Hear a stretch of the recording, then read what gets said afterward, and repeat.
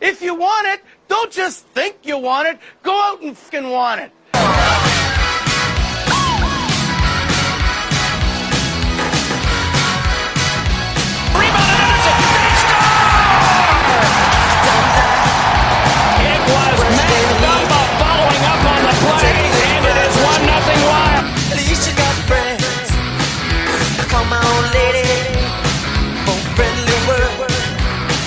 Arizona waits for the puck. Haula's going to get there. He's in. He scores! Eric Haula has tied the game for Minnesota.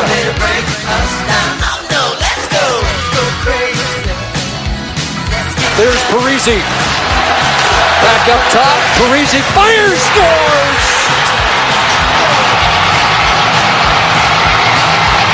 An opening night hat trick for Zach Parisi.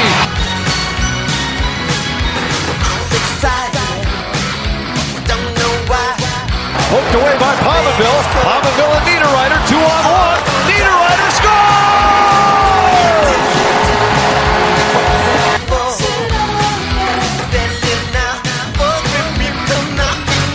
Oposo's in alone. Oposo saved by Dubnyk.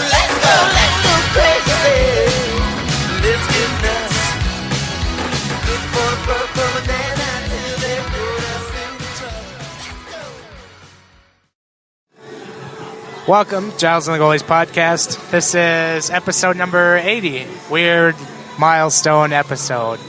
I don't think anyone's going to do any much celebrating over that, but it's noteworthy. We made it.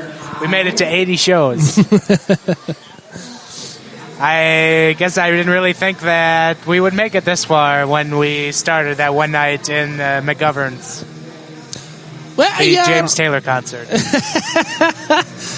I don't know. I never had any expectations. Not that like this is, like you said, a massive milestone or anything, but I don't know. Yeah, you start off things like this not really knowing where things are going to go, and then you end up with a weird cult following that likes to talk about food and several inside jokes that have spanned a couple of seasons, and here we are. Yeah.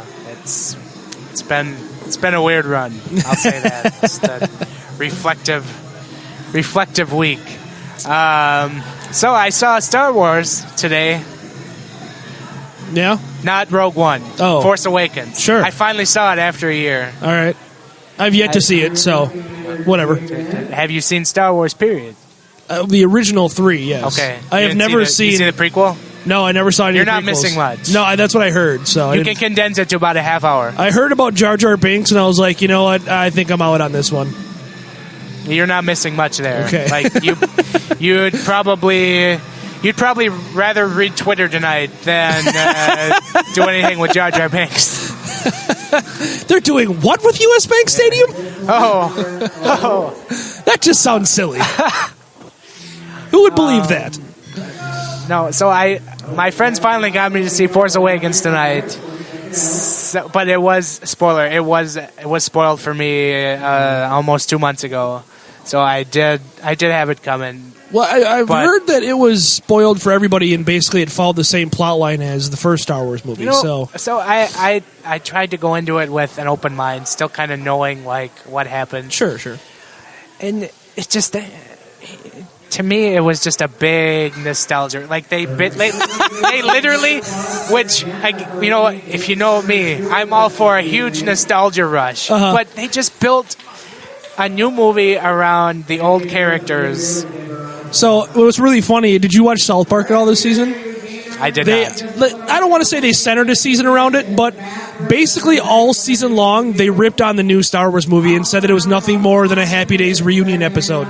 Which is exactly what you're saying. So that's where the whole member berries concept came from, because everyone just feels good about remembering Chewbacca and Tatooine and the Ewoks, and that was like the whole running joke of the episode, the entire season of South Park this year. So that's really funny that you say that without having seen South Park. It was okay. It just to me, it was just more for nostalgia effect. But anyway, this is something I probably should have said like a year ago. But here we are. Yeah.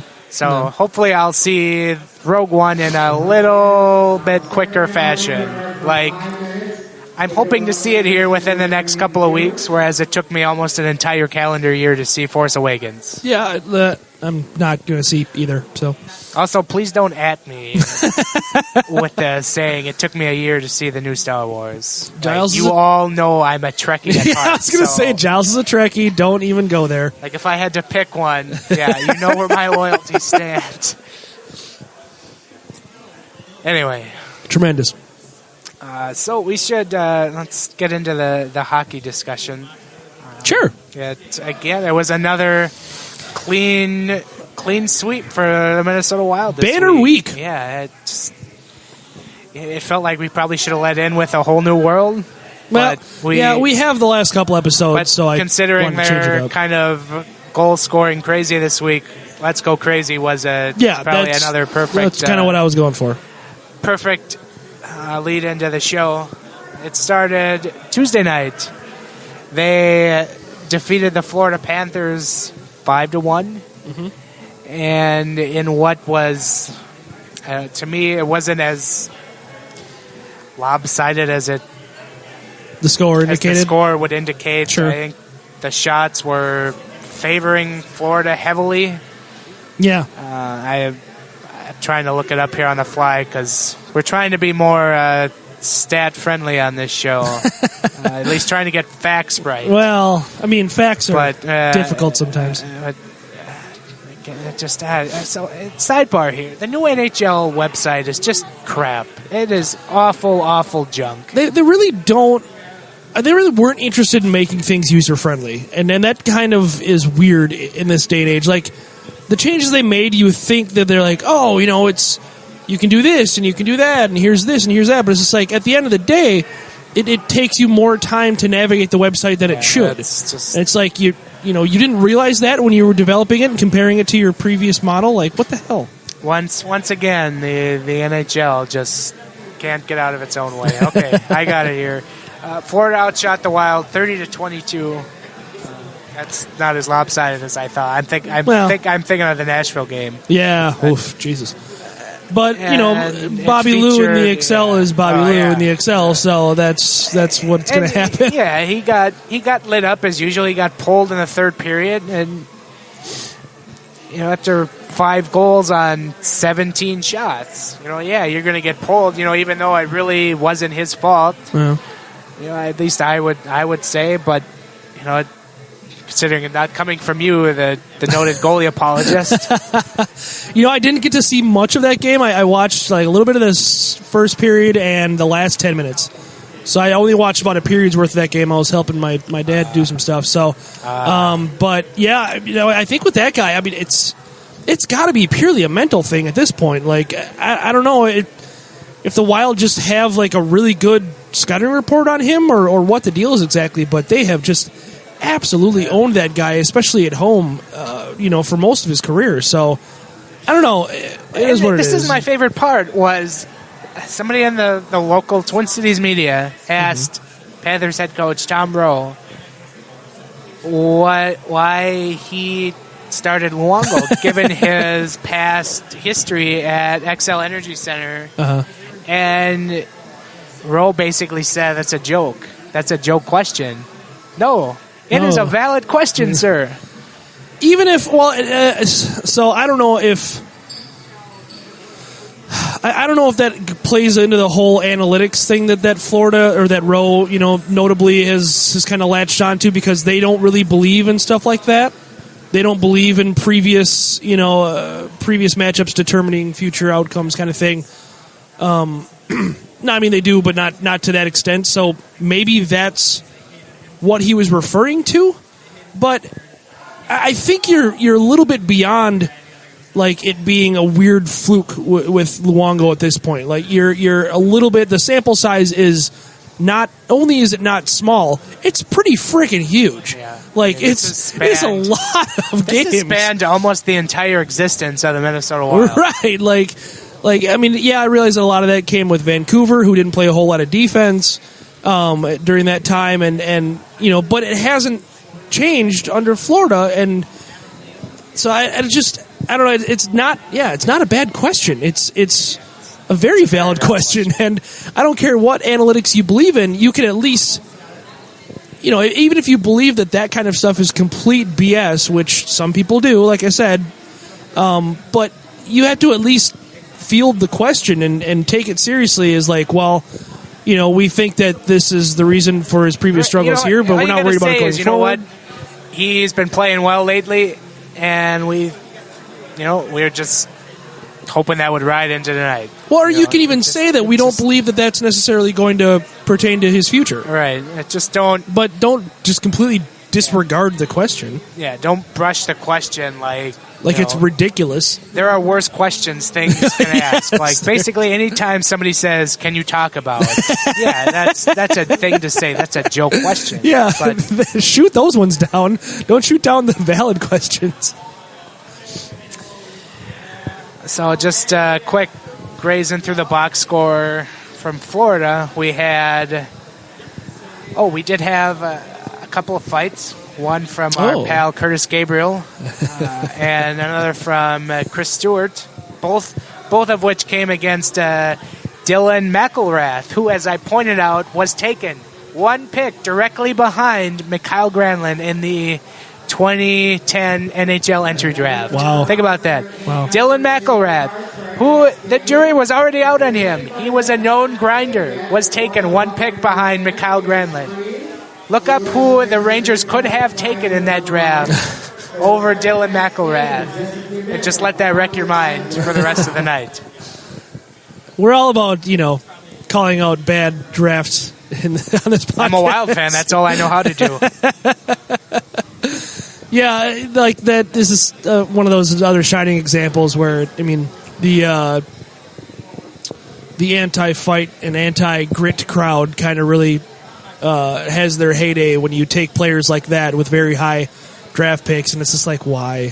What are you doing? Especially in today's NHL, like there's a place for those players, just not anywhere close to the freaking first round. So I'm just kind of breezing through the box score here. Sure. 2-point nights from Zucker Pominville.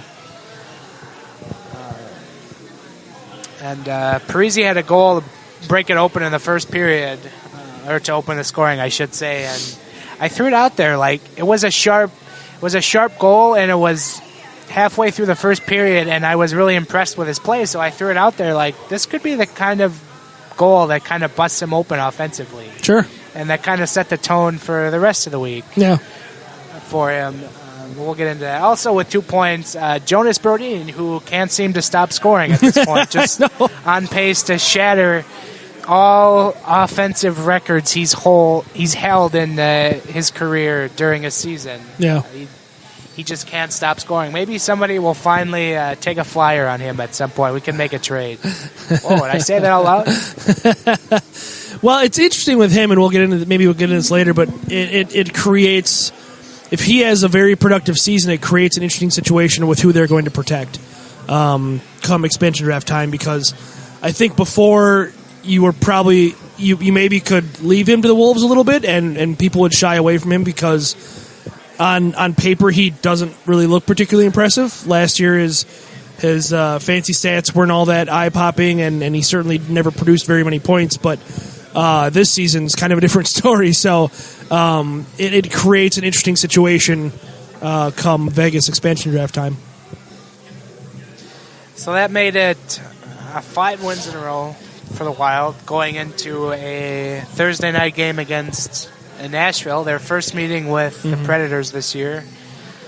And the Wild score 3 goals in the first period to take a 3-1 lead. Yeah. And then really for the last 40 minutes, they played on their heels, and they got 2 empty net goals to make it 5-2, and it was not as lopsided as that score would also indicate. The shots were just about 2-1 for Nashville. It was a win, but it was just a win where you just come out feeling, I don't feel good about that at all. Yeah. And just no easier way to put it than saying that, they played on their heels the last 40 minutes. They coasted to that win. Yep. They let Devin Dubnyk steal another game for them. Yeah, basically. I watched that game in its entirety, and that was tough. I mean, it was nice that they got on the board early and often against Pekka Rinne, because that's kind of what you would hope for, because he hasn't really been particularly good this year. But, yeah, just that the whole second half of the game was disturbing. I mean, they can't keep on winning games like that. That's not, it's not going to hold up in the long run. Like, if you're doing the turtling constantly, where you're just basically just hoping that they don't get any really good scoring opportunities, but you're giving them any and every shot they possibly can take, that's just ugly. That's just really ugly. So, I don't know. It just you feel good about the win to an extent, but yeah, like you said, at the same time, like it's kind of an ugly-ish win, and you really kind of waiting for the other shoe to drop on that kind of stuff. And as I threw it out before the game that Pekka Rinne had been bad in December, period.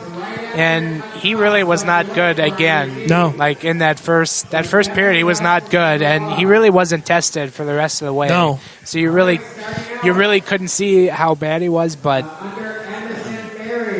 he is not good. He is very much a shell of what he used to be. Well, and that Stahl goal, I don't remember that. I mean, Nino finds Stahl, wide open, and it's just basically a 1-on-0. And Stahl, I don't know if it was, he kind of makes like a fake move, and then basically just slides one right on the ice, right under Rene's pad, and it's just like, that goal just, from a goalie standpoint, that looked ugly. I mean, just ugly. There's no way Stahl should have.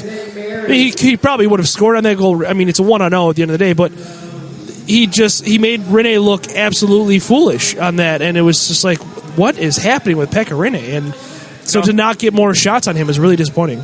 If Nashville can continue to play like that and get average goaltending from Pekka Rinne, they'll come back. They'll come back to where they should be in the standings, but right now they are not, and that's why they are. I think they're 8 or 9 points behind Minnesota as we record this podcast. Well, I don't know. So they won the Shea Weber trade then? Well, another thing I observed was Nashville's on the power play, and they need to take a page out of what Montreal did with PK Subban, because they did not include PK Subban as much as Montreal did. Yeah. And you want to be setting him up like Montreal was, because he has a very good shot that most power plays would love to have. Right. Well, it seems like they maybe have, because they've got some talent. They've got arguably more talent than Montreal has up front. So maybe they're kind of relying on that a little bit more, a little bit too much, and then just kind of.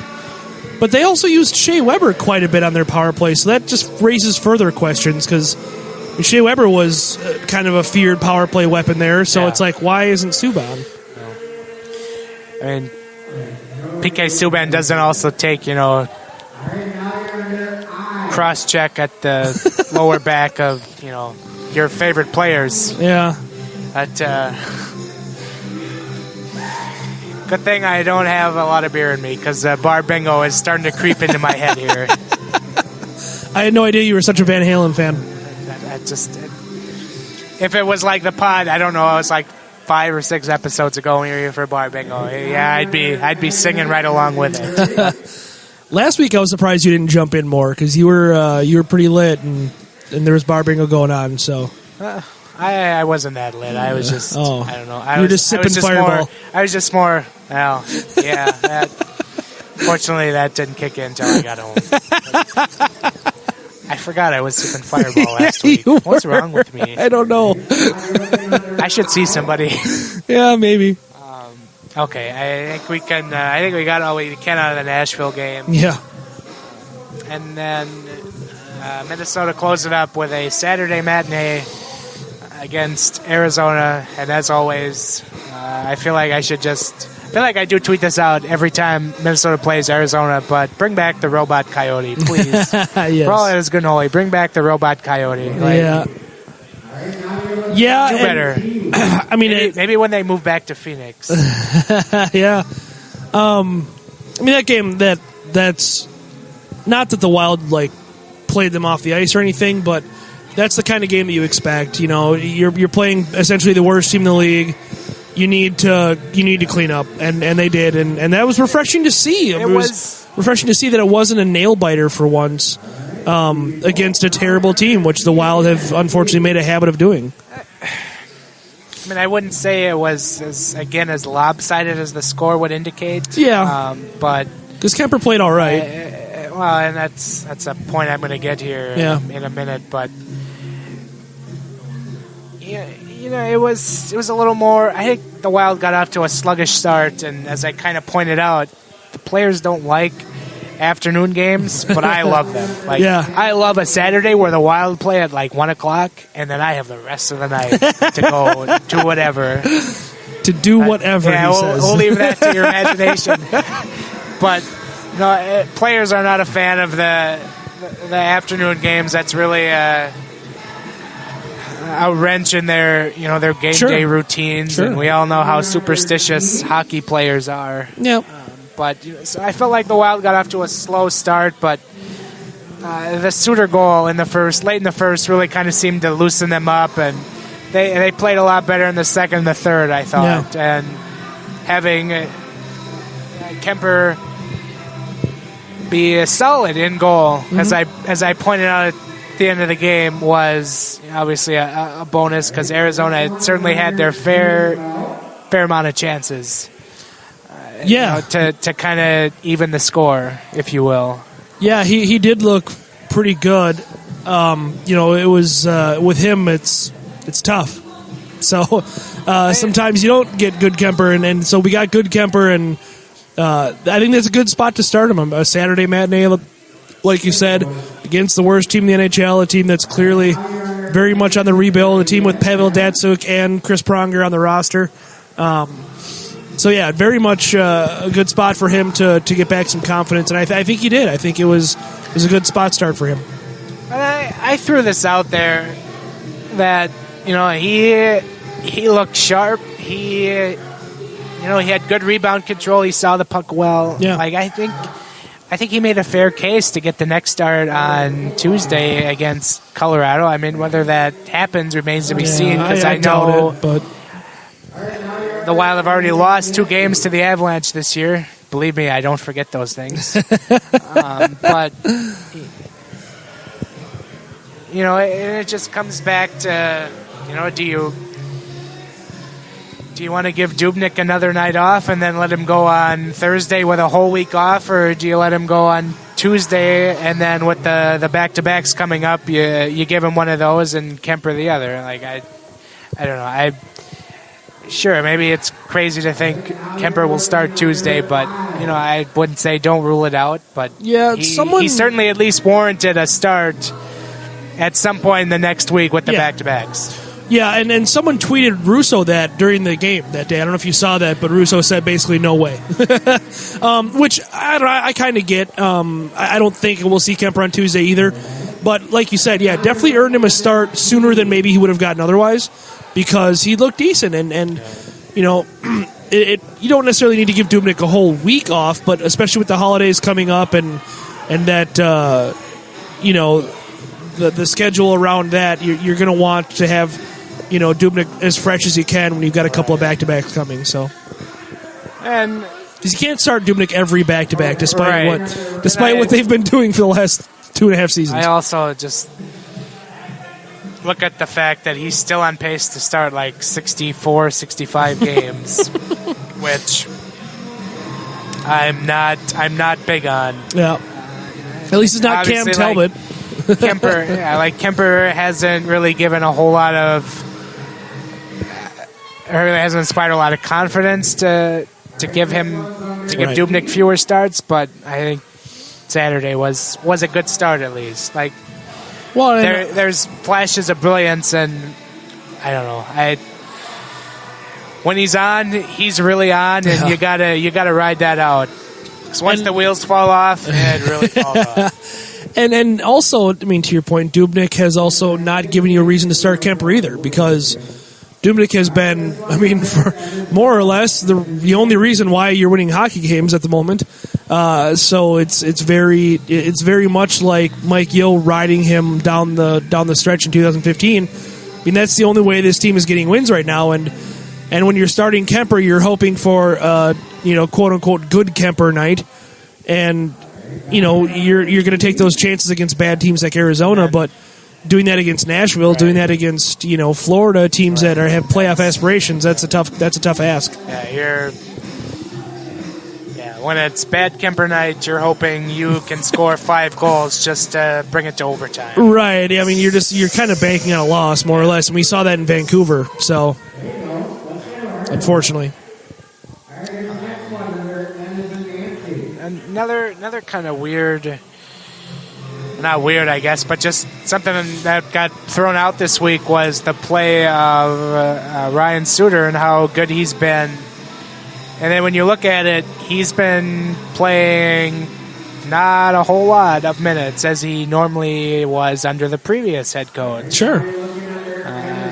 Who shall remain nameless, but is still in the division, regarded in sainthood by sure, some. Yeah, that's true. No, you look at the games this week he played against Florida. He played 25-06. Against Nashville, he played 26-37, and then against Arizona, this is ridiculous. He played 23 minutes and 44 seconds. Holy crap! I don't think I've ever seen this. Like, this is just, it's a whole new world. It really is, and that's a good thing though, because and we're seeing better play out of him, and they went out of their way to mention how he leads the NHL in plus minus right now as blogger heads explode across the state. But yeah, I mean it certainly it seems like, and there's a lot of different ways you can take it, but it seems like when he gets less minutes, he plays better, and there's really nothing else to be. I mean, even bad Ryan Suter is probably as good as your other best defenseman, maybe, but when he's limited in minutes, when he's playing under 24 minutes a game, and he's a lot fresher, it's noticeable how much better he's playing, and the stats kind of bear that out a little bit. So, so far so good, and we talked about this going into the season, how there was no way Boudreau was going to ride him like that. And that's really kind of, it's basically done that. Right, yeah. I mean, he rode him a little bit when we had some injuries on the blue line, which I understand, because when you've got Nate Prosser back there, not by choice every game, you're going to give Suter a lot of minutes. But right now, they're back to full health. They've got Christian Folin on the blue line again. And, it's much better that way. And they seem to be... God, I hate this freaking song. That's because we're Minnesotans. We don't hear this ever in a good way. It's We Are the Champions. Although I loved it at the end of D2. That was phenomenal, but Barbengo is really getting interactive. It's hard not to jump in. But yeah, to wrap up Suter, I mean, it just seems like he's playing a lot better, and his minutes are slightly smaller, and that's all good. It's all good. Yeah. So... No, Finn. I agree. So I think that'll wrap it up for this last week, or discussion on this last week. Sure. As we sit, the Wild are... Oh, sorry, waiting for the computer to load. The Wild are, I think I want to say without seeing that, I think they're 6 ahead of Chicago, or 6 behind Chicago. Oh, I was going to say, I was going to say, well, we really jumped ahead of the division. Yeah, I was like, I know we were playing well, but no, Jesus. Chicago also right now is just kind of they're on a 5-game winning streak. I'm sorry, they're 8 ahead of the Wild, but they also have played 4 more games. Well, yeah, okay. But the Blackhawks have won 5 in a row. The Wild have won 7 in a row. Sure. But Wild sit with 40 points, 2 ahead of St. Louis, who have played 2 more games than the Wild have. Nice. And then, as I pointed out this morning on Twitter, the Wild have opened up a now 7-point lead on next after St. Louis in the division, Winnipeg, who have played 4 more games, and then Dallas is 8 behind, and then Nashville's 9 behind. Like, they've kind of given themselves a good cushion here in the division, but you also have to take the fact this is still December. Like I thought it was, it's still December. There's still January and February to get through. There's still that looming swoon that could happen, but you hope it doesn't because there's a different voice behind the bench. Yeah. Right before you said the word cushion, the exact phrase in my mind was swoon cushion. Because you're like, no, they're 7 points ahead. Swoon cushion. There you go. Episode 80, swoon cushion. They're building up that swoon cushion, so when that ironically swoon hits, Danger Zone starts playing. Of course. Kenny Loggins, you just always know the right things to say. I love the ironic songs that start playing when we're talking about things. And that's why we should always podcast during Bar Bingo. Oh, God. It's just so distracting, though. I know. But anyway, so the Wild... Yeah, and I also threw this out there, like, earlier in the week, that the Central Division has struggled mightily. And the Wild have just kind of plugged away. They haven't looked overly great at points, but... Not really. They've just continued to somehow get wins and get points. And now they're in a very advantageous position, especially in a conference that we've previously talked about as being not that good. Right. Sure. Like, if the Wild were playing in the Pacific Division, their 40 points would be tops in the Pacific Division. That's how bad the Western Conference is. And if you want to compare, their 40 points in the Eastern Conference would be good for, if they were in the Atlantic, that'd be good for second. But if they were in the Metropolitan Division, they wouldn't even be a wild card team. They'd be on the outside looking in. That's how bad the Western Conference is right now. And that's also how good the Eastern Conference has gotten. Especially the Metro. The Atlantic's also kind of I was listening to a couple podcasts this week, and the Eastern Conference kind of has 6 playoff teams locked in already. Yeah. Like, that's how good it is. Yeah. But the West is a crapshoot. Anyway, enough of my rambling about how terrible the conferences are. I think it's warranted. Also, as I weirdly hit back on the page, and there's John Tortorella sitting there. How are the Columbus Blue Jackets doing so good? This just wrecks my mind. I have yet to watch a Columbus Blue Jackets game this season, but good Lord, that just seems like they should not be doing good, but they are. So we also get them on New Year's Eve, so I guess we'll find out in 2 weeks. And I think... I haven't looked at the numbers, but I'm assuming Bobrovsky is having a better season. Because I know last year he was kind of in the crapper, and that's what got what's-his-name fired there last year. So, Tom Richards. Yeah. Sorry, Todd Richards. our good friend Todd. So I'm assuming that's a big difference. That, and I mean, they do seem to be scoring a lot more, and I don't know. After seeing what Torts did to Team USA in the World Cup, it just blows my mind. After watching Torts coach Team USA with the grit roster, you just absolutely had no expectation for the Columbus Blue Jackets. Right. I think I pegged them as last in that division. Right. And last year they were a sexy pick to make the playoffs because they finished the season so well, and that's why people were so disappointed. And that's ultimately what got Richards canned. Was there was actually expectations around that team at that time. Well, and they started out by losing like the first 8 games. Yeah, so, right. Naturally, you got to fire the coach. Right, and so then they go from that to hiring Torts and having kind of a very forgettable season to this year. Nobody has any expectations because they were terrible last year. So they've really kind of gone from a very dark horse sleeper team to a team that nobody predicted to be good in a matter of one season.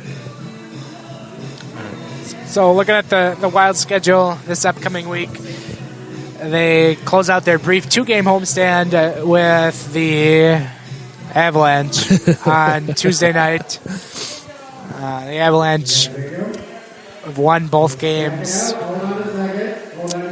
previously this season. One in Colorado, one at Minnesota. Both games were just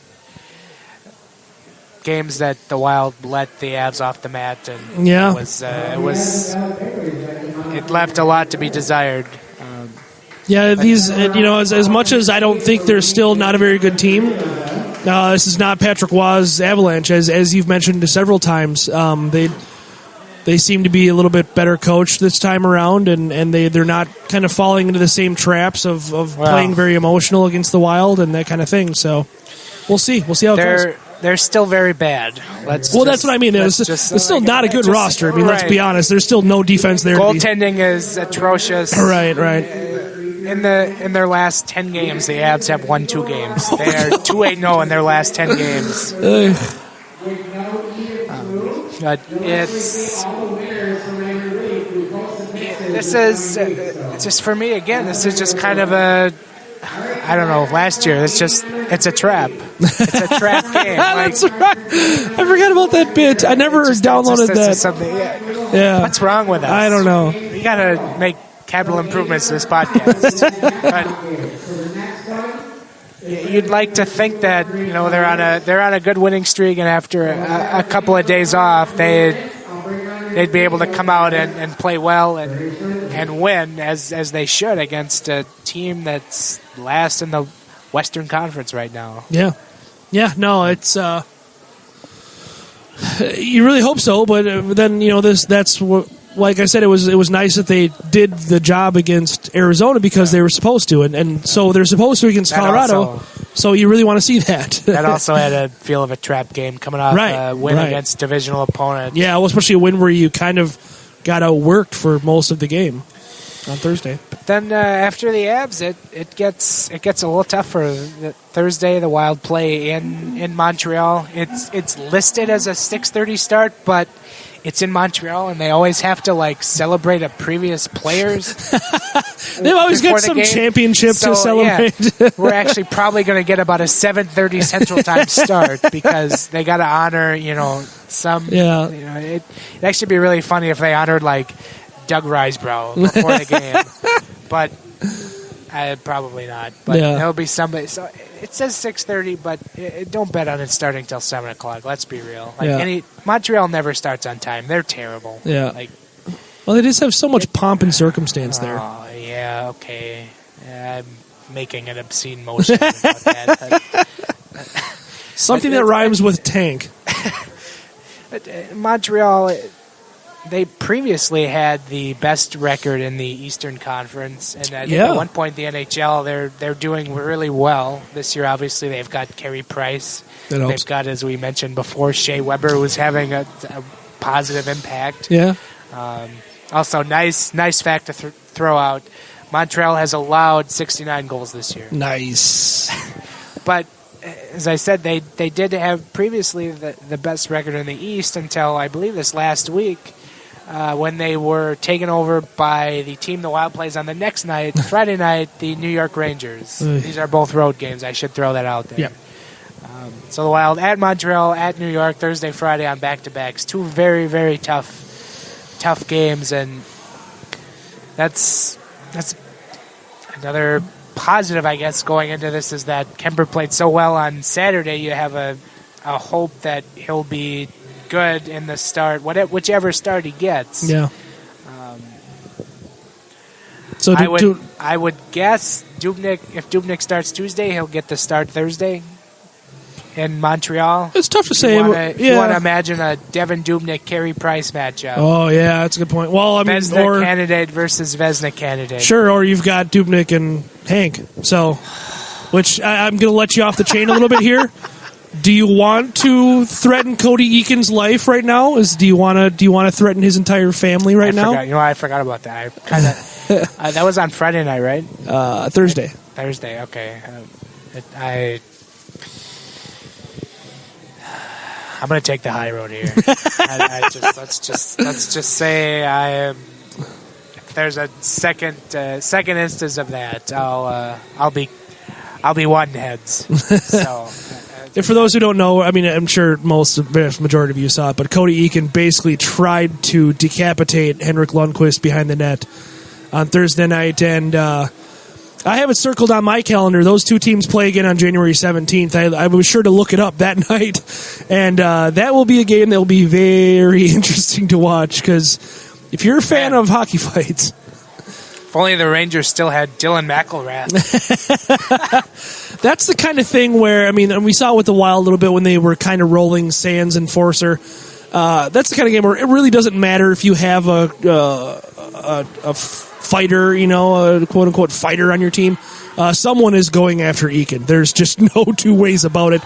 Somebody is going to hurt him. Somebody's going to somebody is going to. They don't forget these things. No, and it's especially because it's not even a month. That's going to be ugly for Cody Eakin. If he doesn't get into a fight right away, basically he's going to get rode the whole game. He's going to get the Mikkel Granlund treatment basically the whole game. Kind of like the Wild and Antoine Roussel in the playoffs last year. They're just out for him. Pretty much. So yeah, that's an interesting week. That back-to-back on the road right before the holiday. That's got ugly. I mean, that could you love this team being on a 7-game winning streak, and you hope they can continue it on Tuesday. But if they don't, that kind of has the foreboding the wheels could fall off kind of look to it on the schedule, because you've got a back-to-back against two very good teams on the road. And so, especially leading up to a holiday, which we know the Wild are kind of iffy around holidays, as they've, proven to us time and time again. I don't know. I'm not, freaking out about this, but at the same token, I really don't see this team getting to 10 wins in a row. You know what I mean? So I don't have super high hopes. Spoiler. Yeah. As much of a Ty Dillinger fan as I am, I would love to see this team get to 10 wins in a row. I just don't see it happening. I'm just trying to think of how this week's going to go. As I was proven terribly wrong the last 2 weeks. 3 weeks, 4 weeks, something like that. Well, actually, I think it was 2 weeks ago I said they should do good this week, but I would be surprised if it went the other way. But they actually did well. Yeah. So obviously, you should win against Colorado. They should be winning. Should. They've already dropped 4 points against them this year, and then Montreal and New York, that's just kind of a crapshoot. I don't think the Wild have ever really fared well in Montreal, if I recall right. Not really. And then I don't really have any memories of the Wild in Madison Square Garden except the game 2 years ago where Eric Haula almost got decapitated. Yeah.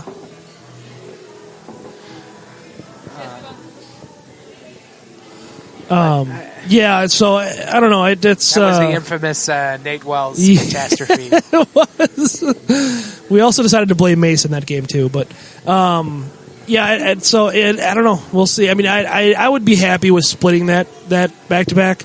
I don't think we should have super lofty expectations of sweeping the week again. That's just getting a little too greedy, I feel like. So what?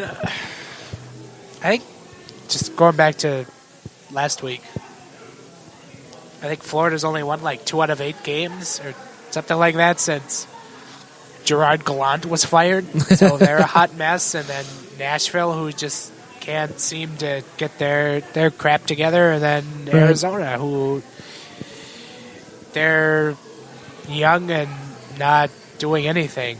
Yeah. So I guess it was kind of set for the Wild to sweep through the week, but this week is, as you said, a much different story. It would be very, very unrealistic for you to expect them to sweep through this week, but who knows? Yeah, maybe they will. Bruce Boudreau is no stranger to double-digit winning streaks. True. So we'll see. Yeah. See how it goes. So, all right. We're going to get to some Q&A. Sure.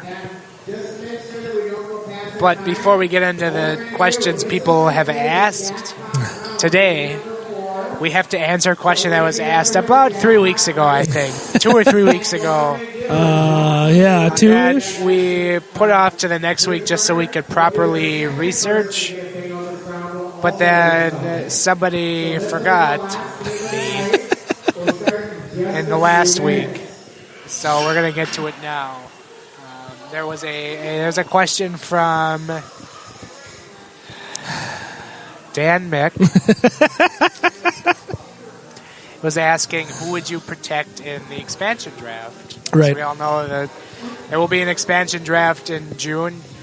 As the Vegas Golden Knights they'll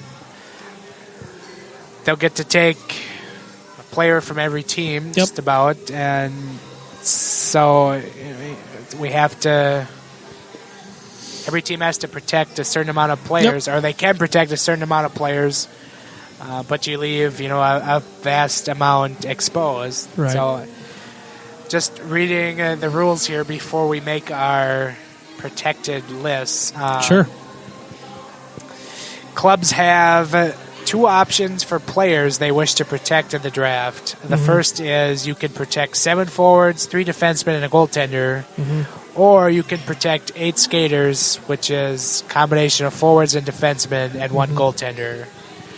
But this also takes into effect that players with no movement clauses are automatically protected. Oof. So you can't leave them exposed. So that is a significant chunk of who you're going to protect. There's a couple players in the Wild that pertains to. And then all first and second year professionals, as well as unsigned draft choices, will be exempt from selection. Yep. So it's basically anybody who's been signed to their entry-level contract in the last 2 years will be protected.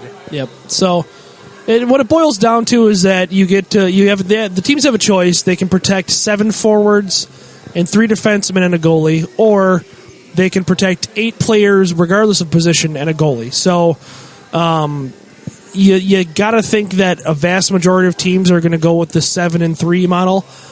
And the Wild are an interesting team that you could make the argument for of just protecting 8 skaters because they're so good on defense. But by the same token, I think that they end up doing the 7 and 3 route because they have so much depth on defense, and they can't really afford to lose a forward because. And I think a key to this here is how good Christian Folan's been this year. Yeah. And the fact that he's basically begging them to just go with the 7 and 3 route. Right. So what it kind of boils down to, and I wrote an article kind of really laying all of this out this summer. If you want to search on wildexter.com, it was called The Ever-Expanding Universe. And I laid out exactly what kind of the options were and who was guaranteed to be protected, which is the no movement clause guys. So Parise, Suter, Koivu, and Pominville all have to be protected. The goalie situation is a little weird right now because Dubnyk's the only goaltender under contract for this team next season. So as of right now, he would be exposed.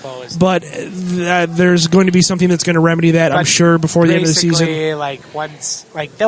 I'm sure they'll re-sign Alex Stalock to a 1-year deal. Yeah, all they have to do is extend Kuemper or extend Stalock. Kempster. And then they can protect Dubnyk, which I don't know, or they can leave him out. I mean, maybe when they did that with Kuemper, when they only signed him to a 1-year deal and exposed Dubnyk, essentially, I thought it was kind of like a safety clause because they can tempt. By the same token, there's going to be really good goalies available in this. You're looking at Tampa Bay. They got Vasilevsky and Bishop right now on the roster. You're looking at teams like that. There's a couple of teams like that have 2 pretty decent goaltenders. Marc-Andre Fleury. Right. They have the Penguins right now with Fleury and with McMurray. Murray. It's interesting. Leverage. Yeah, there's a lot of strategy at play there. So, but anyway, what it boils down to is you're protecting Suter guaranteed, so you get to pick 2 defensemen. And you're protecting Parise, Pominville, and Koivu guaranteed, so you get to pick 4 forwards.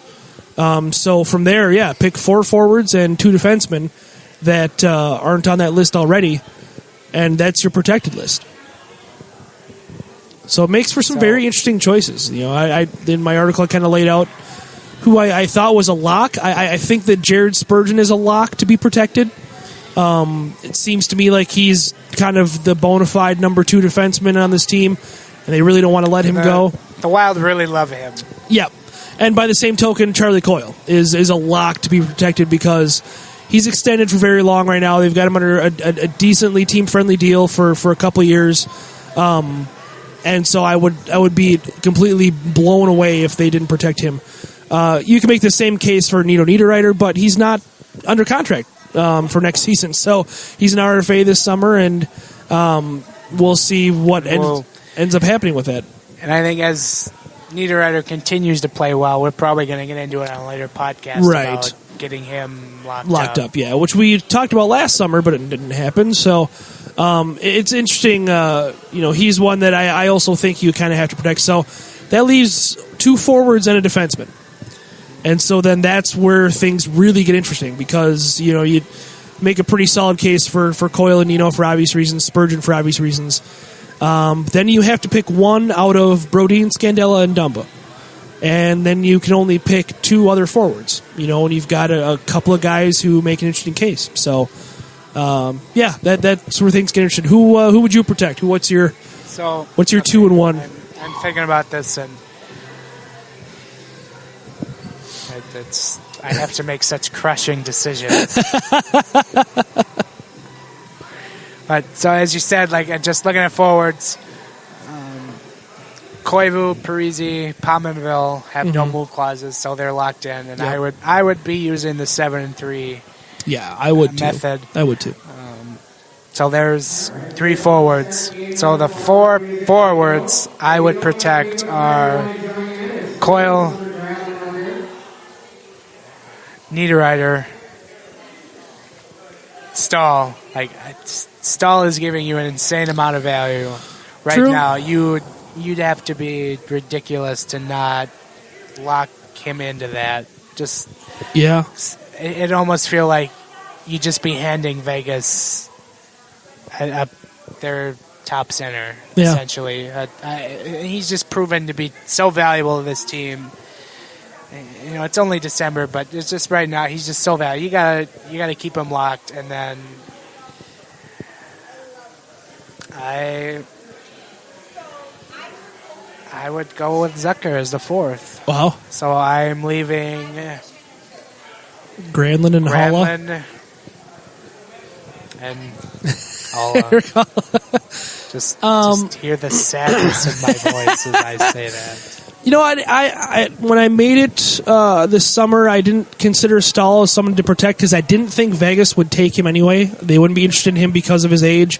But they might be. I mean, he's having an incredible season. I don't think we also banked on Stahl projecting to now be a 62 or 63 point player this year. Right, exactly. So that's been a pleasant surprise and maybe lead to him being protected. I don't know. It might be a situation where maybe you do dangle him out there to save one of your defensemen. That's an interesting thought, but I don't know. It's really tough. And then you haven't really seen a lot of reason from Granlund or from Zucker or from Haula to really shore up their spot in a protected list. So you're really kind of just rolling the dice. Granlund was really good for a stretch. Yeah. But and then he's kind of fallen off here in the last week and a half. And Haula's just various injuries have just kind of run him down this year. So it's hard to fully judge, but just given on the body of work this year, I would have to leave him exposed. Yeah. But this also factors into my defense that I'm going to protect. Yeah. So as said, Suter is the only no move clause on the defense, so he'd be protected. So I have 2 defensemen to protect, and I would also follow suit with Jared Spurgeon. Sure, you have to. He is very good. The Wild, they're going to protect him. Yeah. If you think for a second they're not, they are. He is very highly valued in the front office, and it's probably the one thing the managers, the scouts, and the stats people all can agree on. They love Jared Spurgeon. It's okay that he's small. So, everyone, that's probably the only consensus in the room is everybody loves Jared Spurgeon. My third defenseman, it might raise some eyebrows. No, it's not Nate Prosser. I would protect Matt Dumba. Really? He'd be my 3rd. Okay. He's not having the greatest of years, but he's still young.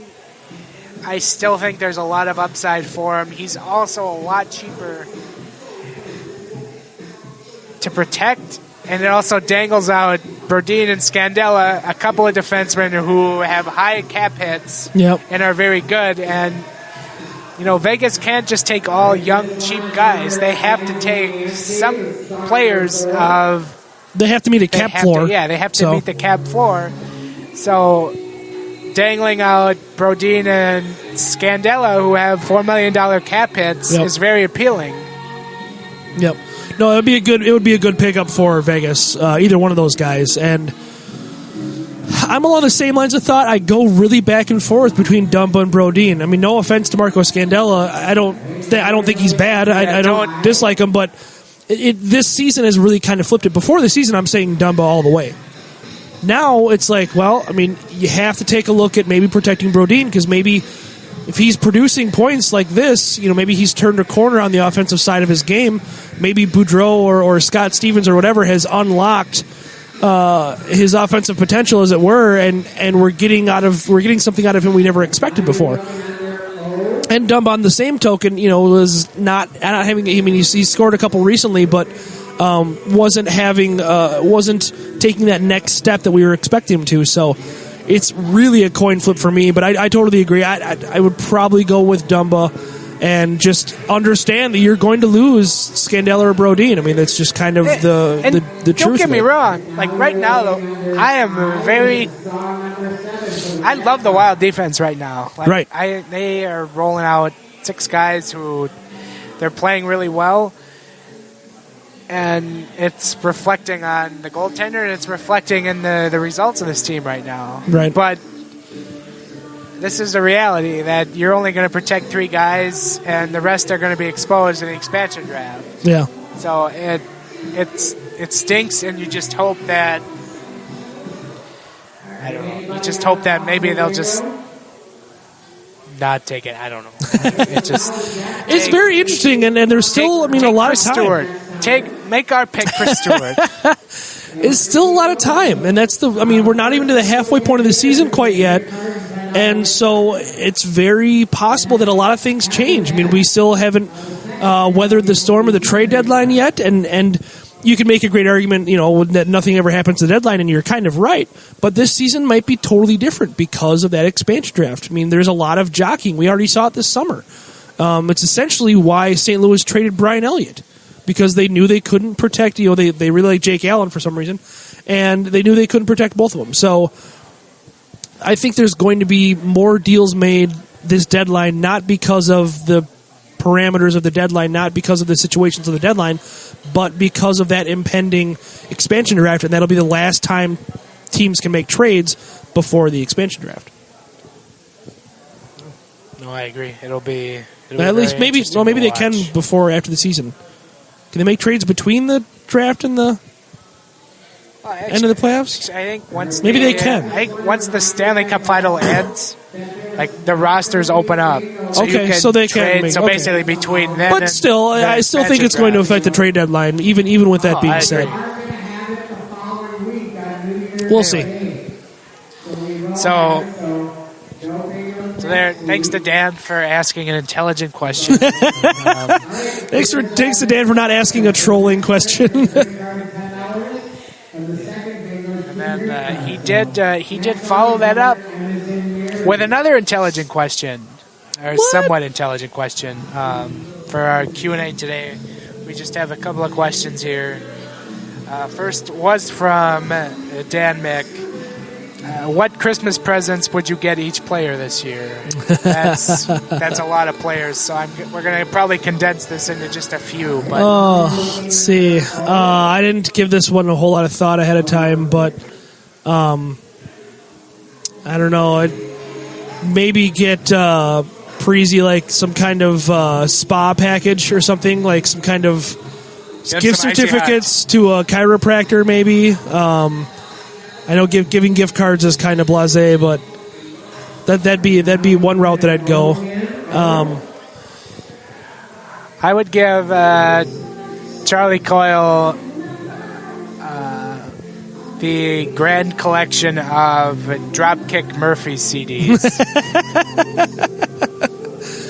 I would give Devin Dubnyk another 6-year contract.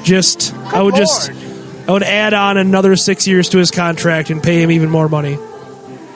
Trying to think. Obvious joke. I'd give Grayovac batteries. You can never have enough batteries around on Christmas. This point has been proven for decades, and we still don't learn. And you can never have enough batteries around on Christmas. I'm trying to look on the fly here. Yeah, there's a lot. I mean, there's a lot of good jokes you can make. You could, give Pominville like a set of corrective lenses or something, or whatever you want to say with him. After Dumba exploded his stick on Saturday on that one-timer, I might make a joke about getting him an old Easton steel or aluminum shafted hockey stick. I'd give the whole team a little piece of posts because they all seemingly hit the pipe this last week. Just cut up a net and give them all a chunk of post. It would give Bruce Boudreau a very expensive bottle of whiskey because Lord knows if anybody needs it, it's probably him. I'd give Scott Stevens a punch to the face. What? For Paul Correa? Yeah, I don't think I'm over that ever. Oh, tremendous. Wait, nope.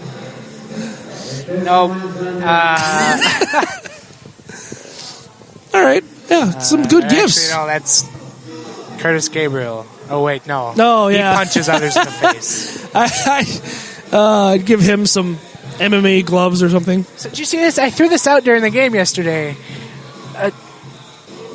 On the NHL.com shop in the Wild tab under, I think it's like collectibles. Uh-huh. Like they have, different plaques for each players. Yeah. Charlie Coyle's plaque was a picture of him wearing number 63. Right, which he wore for 2012-13 when he was a few games. That was the lockout year. Yeah. Then he went to 3 the next year. Yeah. That was 4 years ago. Right. Get a new photo. Yeah, I did see that. That was pretty funny. I'd give Darcy Kuemper a gift certificate of some kind to a psychiatrist to figure out whatever problems no kidding. he has. Referred him to one of my friends who's a psychologist. I don't know, Nate Prosser. I don't know. I'm trying to think of something that's related to him taking all the hits last year. Give him a free, MRI or a free CAT scan certificate. Yeah, that's kind of like I don't. Yeah, I think that's probably I'd have good. to know the players a little bit better. Much to Dan's liking, we've run this bit into the ground. Yeah, leave it to Dan to run some into the ground. Leave it to him to allow us to derail our own podcast. And as he'll tell me tomorrow, brand on fleek. Yes. God. Anyway. That also ended a run of 2 podcasts without mentioning it. Well, it'll happen. Anyway, okay. From Greg, how do you feel about Wild's defensive prospects? Well, they're kind of like, I don't know. I mean, there isn't much there, but at the same time, it's like, well, not really all that important to us right now because there's so much young defenders, and they're like we're going to lose somebody to this expansion draft, in all likelihood. But you have to like what you see out of Gustav Olofsson if he could ever stay healthy. You liked what you've seen out of him a little bit, and then another guy to get excited about obviously is Louis Belpedio, who's still at Miami, Ohio this year. So. Those are some guys to get kind of excited about. I mean, we've seen, I think, maybe a little bit of a step forward from Jack Sadik, who is a 7th-round pick playing with the Gophers this year, but nothing to get really too excited about. He's still kind of teetering on that being a healthy scratch kind of thing, which as a sophomore, not as encouraging as He's a 7th-round pick, so it's like whatever. But yeah, I mean, so Olofsson and Belpedio, you're certainly kind of hopeful for, and But by the same token, you don't really expect to see a whole lot of either one of them anytime soon because this team has a lot of really good young defenders. I mean, even when they lose one, they're still going to be pretty all right, Like, basically, next year, you're probably going to see Olofsson get subbed in. Yeah, he's he'll going to be the next man in. Yep. And then you have Susie from UMD. Yep, Carson Susie. Yep. We were really impressed with him in the NCHC tournament. He's playing out his senior year, and then is Nick Sealer a defenseman or is he a forward? He's a defenseman. I think he's a defenseman. I want to say he's a defenseman. Yeah. But, he could be somebody who would, after a year, just kind of a gritty kind of defenseman that maybe they would want. But dropping anyway, fools. Yeah. So,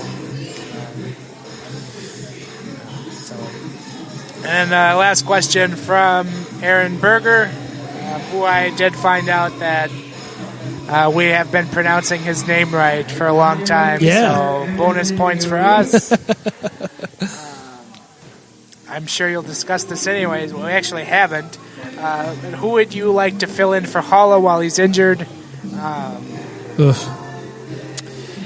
I'm pretty big on Grayback right now. Like, even before the game against Arizona when he stepped in and he played 18 minutes. Yeah. I'd been really big on his play on the fourth line. It was a limited role, but I was pretty impressed considering he's been on a line with Curtis Gabriel and Chris Stewart for a vast majority of this time.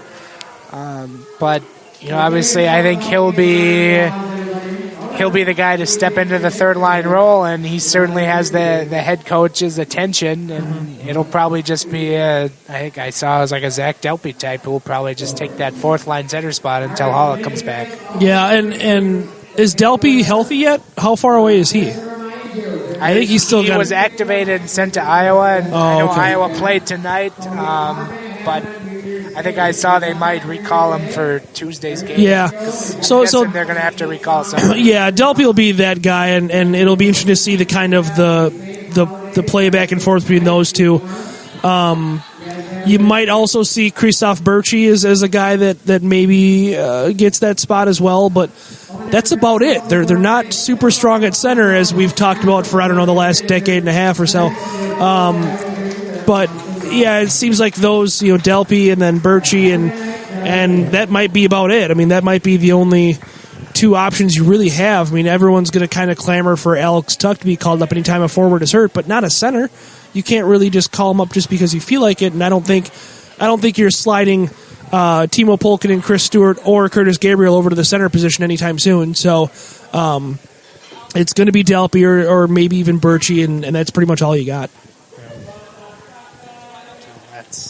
That's probably what we'll see this week. So that's it. That was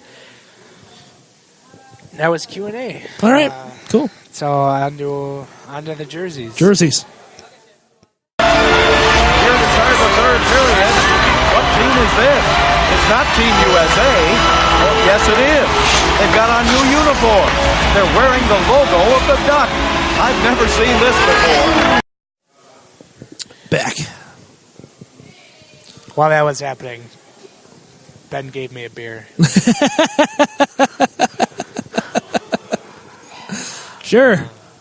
So the Jersey of the Week, for those who are new to the podcast, basically this is a segment we did all last year, but this year the theme of it is we imagine what a redesign for this team would look like next year with the Adidas, the new Adidas jerseys coming in. Right.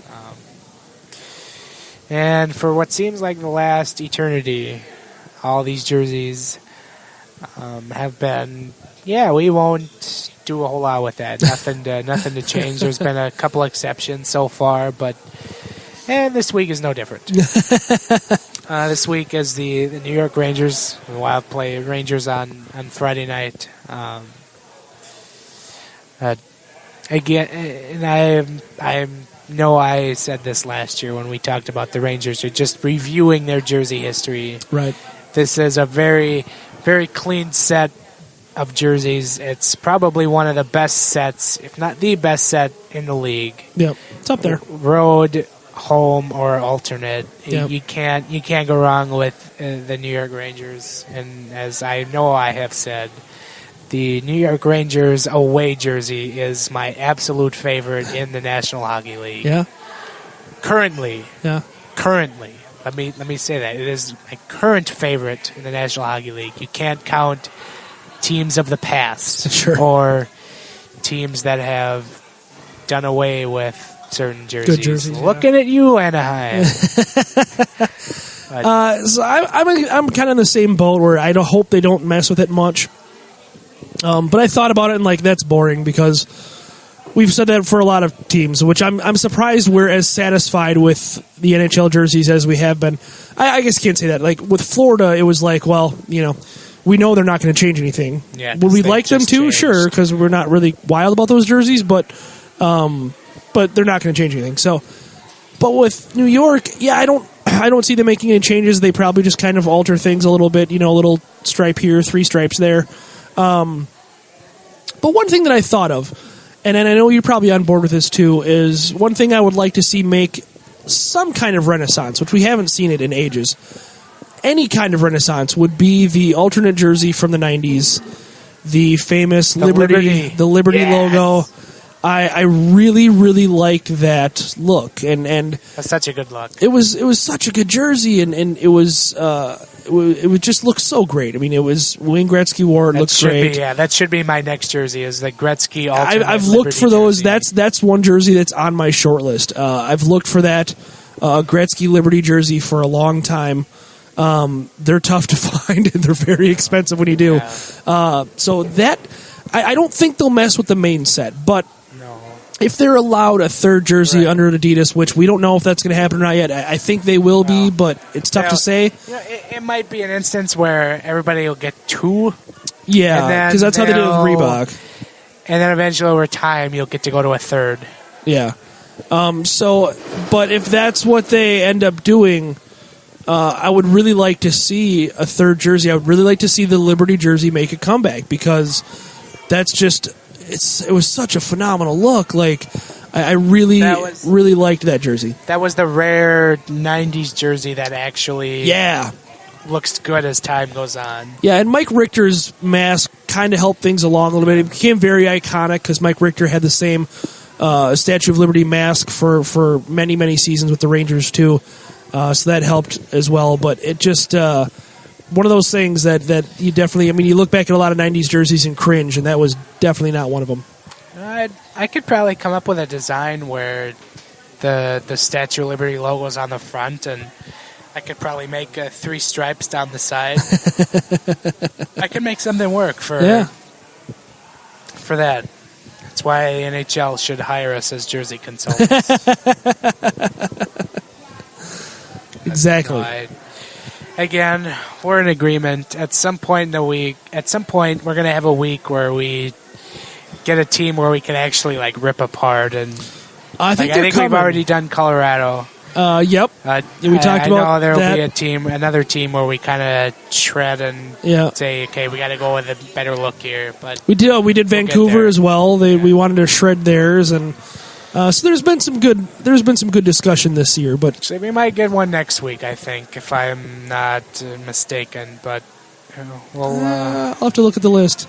We'll get there, assuming one of the teams is on this list. But anyway, we'll get there. Sure. So, yeah, I suppose we can probably start to wrap it up. Final thought? Yeah, I don't know. We'll see what this week brings. It's exciting. The team is on a hot streak right now, but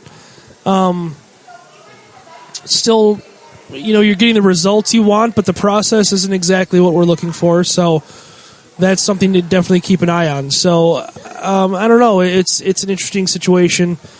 We'll see what comes of it. We'll see if we can avoid the January swoon. We'll see if Boudreau has the right buttons to push to get this team fully navigated through a January without falling to the bottom of the division. So that'll be interesting going into the holidays. And that's kind of always the time where kind of the wheels come off every season. So this will be an interesting couple of weeks coming up here.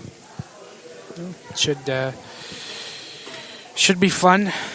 Wild. Hopefully, will be fun to watch here in the next few weeks as everybody kind of moans and groans about the other sports teams in this town, whether it's the Vikings or the Wolves or the incredibly bleep show that is the University of Minnesota football program right now.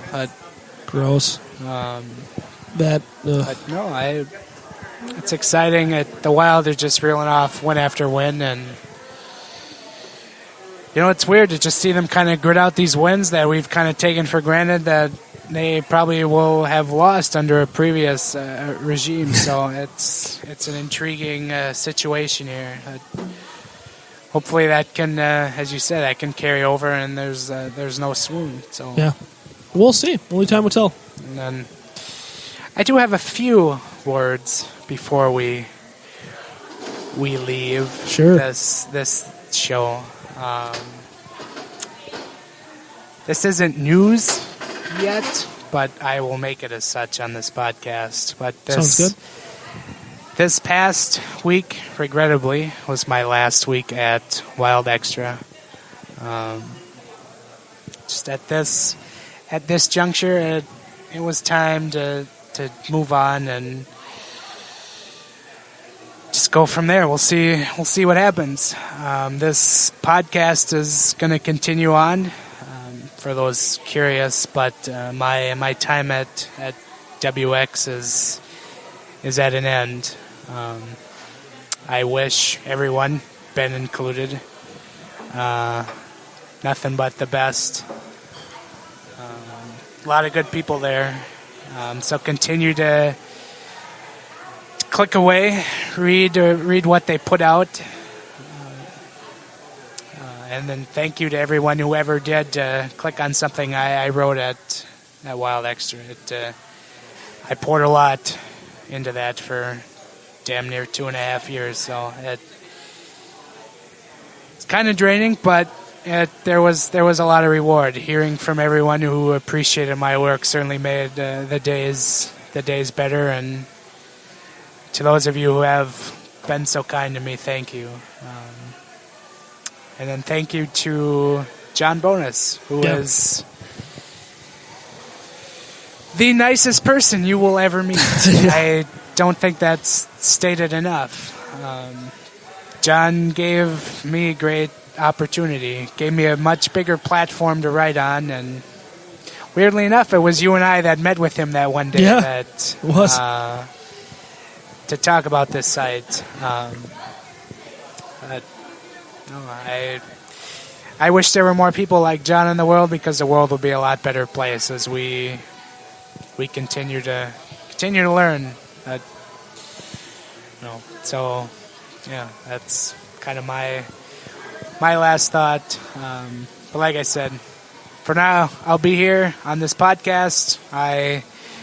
I love this podcast. We try to make it better every week. So we'll see where this goes. We're still trying to get some more guests on the show for your enjoyment. We'll still be around.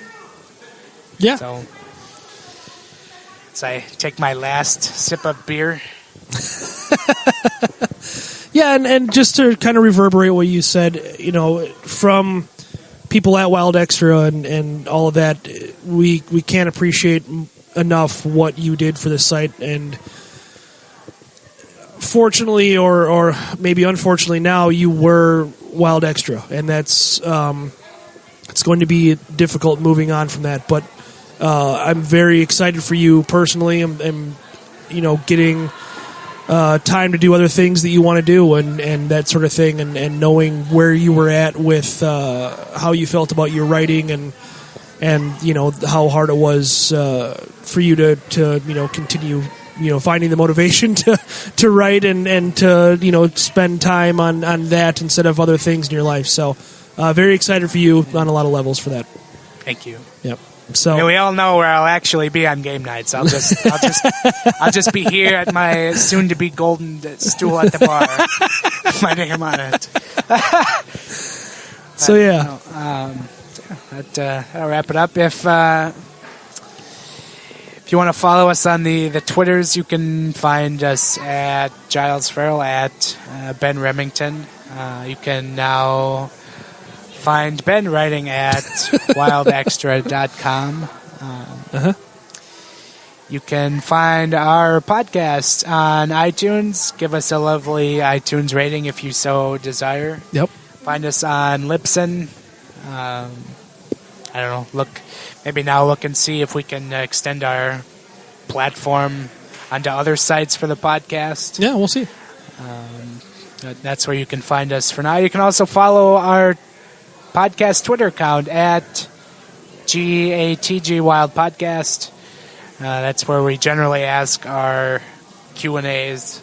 We retweet it, but yeah, we love to hear from everyone. Like I said, we're always trying to make this show better. That's why we have a computer now in front of us, so we can look at stats and get the facts right. So yeah, so we will be back next week at some point. It might get a little tricky with the holidays falling directly on a weekend, but we'll be back. Like I said, hopefully we'll have some guests in the upcoming weeks. Yep. But for now, we will see you next week. Later. St. Paul, Minnesota. Minneapolis, Minnesota. We are ducks, and ducks fly together.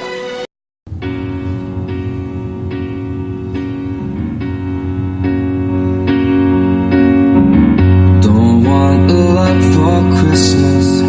There's just one thing I need.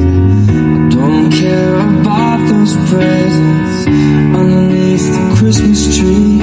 So I just want you for my own, more than you could ever know.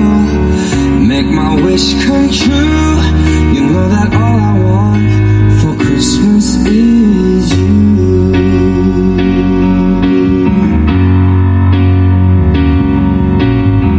I won't ask for much this Christmas. I won't even wish for snow. No, I'm just gonna keep on waiting underneath the mistletoe.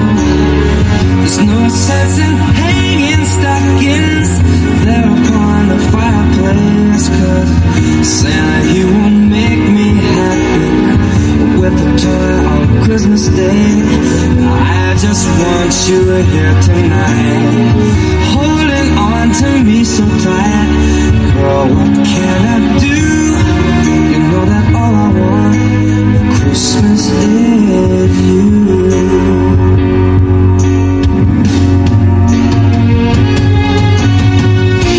And all the lights are shining so brightly everywhere, and the sound of children's laughter fills the air, and everyone is singing. I can hear those sleigh bells ringing. Santa, won't you bring me the one I really love? Won't you please bring my baby to me? I don't want a lot for Christmas. This is all I'm asking for. No, I just wanna see my baby standing right